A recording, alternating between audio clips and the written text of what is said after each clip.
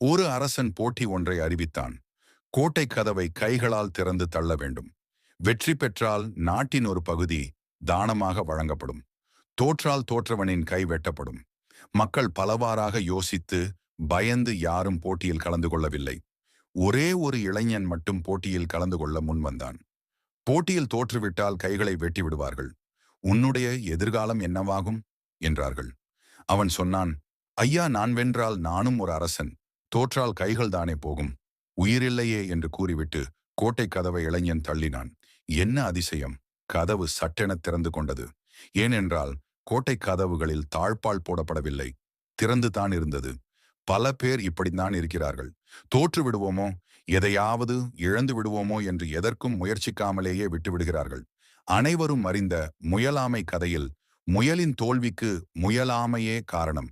இதுபோல் மற்றொரு குட்டி கதை கொண்டு வருகிறேன். நன்றி, வணக்கம்.